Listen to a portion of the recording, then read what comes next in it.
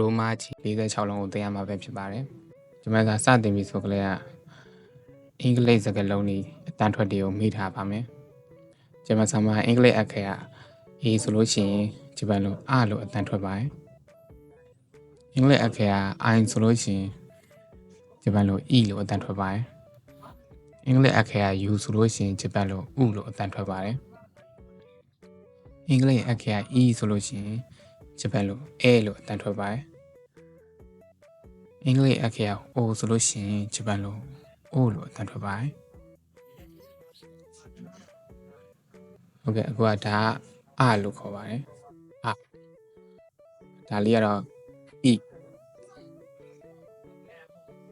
ဒါလေးကတော့ U လို့ခေါ်တယ်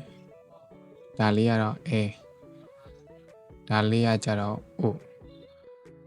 ဒီအခရာ9လုံးလောက်ဒီလို့ရှိရင်ဒီအောက်ကဟာတွေအကုန်လုံးရပြီလို့ပြောလို့ရပါတယ်။ဘာဖြစ်လဲဆိုလို့ရှိရင်ဒီ I E U A O ဆိုတဲ့ဒီစကားလုံးတွေကနေခွဲထွက်သွားပြီဖြစ်တဲ့အတွက်ကြောင့်မလို့မှတ်လဲလွယ်ပါတယ်။ပထမဆုံးအနေနဲ့ဒီက K line လို့ခေါ်တဲ့ဒီခါ line ပေါ့။အဲဒါဆိုရင်ရှေ့ကနေပြီး K လေးပေါင်းသွားရအောင်မယ်။ K နဲ့ဒီ R နဲ့ပေါင်းလိုက်လို့ရှိရင်ခလို့အတန်ထွက်ပါတယ်။ဒီ K နဲ့ဒီ E နဲ့ပေါင်းလိုက်လို့ရှိရင်ခီလို့အတန်ထွက်ပါတယ်ဒီ K နဲ့ U နဲ့ပေါင်းလိုက်တဲ့အခါမှာခုလို့အတန်ထွက်ပါတယ်ဒီ K နဲ့ A နဲ့ပေါင်းလိုက်လို့ရှိရင်ခဲလို့အတန်ထွက်ပါတယ် K နဲ့ O နဲ့ပေါင်းလို့ရှိရင်ခို့လို့အတန်ထွက်ပါတယ်ဟုတ်ကဲ့တစ်ခေါက်ပြန်ချပေးပါမယ်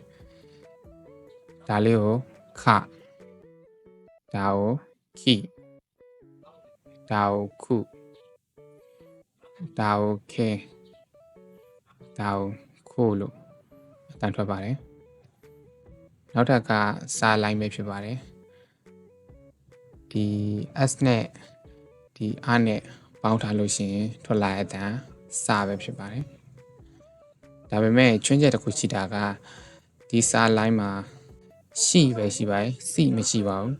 ဒါလေးကတော့ချွင်းချက်အနေနဲ့မှတ်ထားမှာပါဂျမစမှာ S H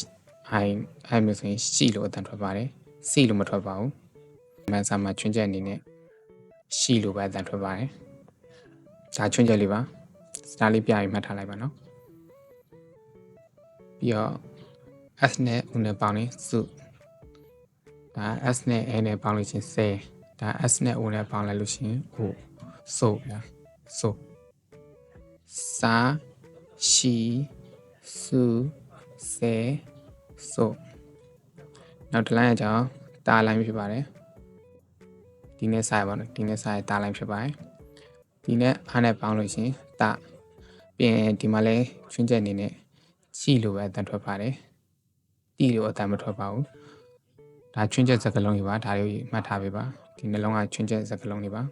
CHI ချီလို့အတန်ထွက်ပါတယ်ဒီမှာလဲချွင်းချက်ပါစတားပြထားရတဲ့ချွင်းချက်တွေပါနော် DSU ဆွလို့အတန်ထွက်ပါတယ်ဆွလို့အတန်ထွက်ပါတယ် DSU ဆွလို့အတန်ထွက်တယ်ပြီးတော့ဒီနဲ့ A နဲ့ပေါင်းလို့ရှိရင်တဲဒီနဲ့ O နဲ့ပေါင်းရင်တိုဒီနဲ့ O နဲ့ပေါင်းရင်တိုနောက်တစ်ခေါက်ထပ်ချပေးပါမယ်တာချီစတဲတိုဒါကတော့နာလိုင်းဖြစ်ပါတယ်အန်နဲ့အားနဲ့ပေါင်းထားလို့ရှိရင်နာလို့အတန်ထွက်ပါတယ်နာနီနုနေနိုနောက်တစ်ခေါက်ထပ်ချပေးပါမယ်နာနီနုနေနိုနောက်တစ်လိုက်ကတော့ house line ဖြစ်ပါတယ်ဒါ H နဲ့ A နဲ့ H နဲ့ A နဲ့ပေါင်းထားလို့ရှိရင်ဟာလို့အတန်ထွက်ပါတယ်ဟာဟီဖူဒါဒီမှာလည်းချွင်းချက်ပါဖူလို့အတန်ဖူဆိုတဲ့စကားလုံးမပါပါဘူးเนาะဖူလို့လည်းအတန်မထွက်ရပါဘူးဒါချွင်းချက်အနေနဲ့ဖူလို့အတန်ထွက်ရပါမယ် FU ဖူလို့အတန်ထွက်ရပါမယ်ချွင်းချက်အနေနဲ့ချွင်းချက်စကားလုံးဒီမှာ1 2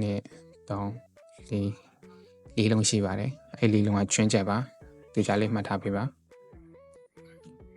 လို့ရှိရင် hair ဟုတ်ဒါဟုတ် hair ဟုတ်စနေတစ်ခေါက်ချပေးပါမယ်ဟာ he fu hey ho